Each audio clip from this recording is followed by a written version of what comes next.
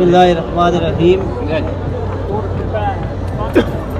आज वो कश्मीर महकूम व मजबूर व फ़कीर, कल जिसे अहले नज़र कहते थे ईरान सगीर, ये काम नहीं कर मेरे दोस्तों, आज इस मकसद के लिए हम यहाँ पे जमा हुए हैं, कश्मीर के लिए आवाज़ उठाने के लिए।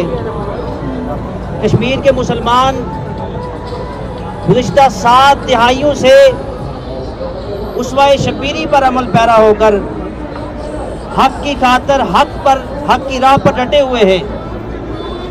सुबह हो शाम हो, उनके पास अपनी ज़िंदगी की कोई गारंटी नहीं है।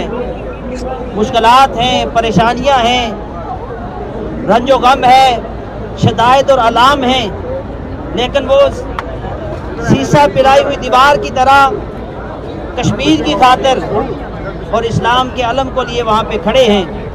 हम यूनाइटेड नेशन से और तमाम अक़वाम आलम से ये अपील करते हैं कि कश्मीर के मुसलमानों को उनका हक के खुद इरादियत दिया जाए।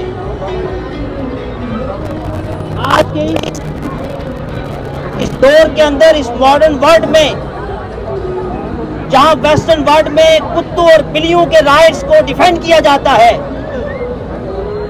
आज इस दौर में भी कश्मीरी अपनी आज़ादी से मारूम है, बच्चे एजुकेशन से मारूम है, वो जवान बूढ़े जवान ख़वातीन, उनकी इज्जत महफूज नहीं है। मैं ये पुरजोर अपील करता हूँ अक़वाम आलम से कि इंडिया को लगाम दी जाए और यूनाइटेड नेशंस की जो करारदाद है उस पर अमल पैरा होते हुए कश्मीर के अंदर रेफरेंडम करवाया जाए और कश्मीरियों को ये हक दिया जाए कि वो पाकिस्तान के साथ रहना चाहते हैं या वो इंडिया के साथ रहना चाहते हैं या वो आज़ाद अपनी एक मुमलकत कायम करना चाहते हैं। ये कश्मीरियों को हक देना चाहिए। मैं आखिर में तमाम अहबाब का शुक्रिया अदा करता हूँ जो अपने घरों से ख़वातीन के साथ यहाँ पे तशरीफ़ लाए।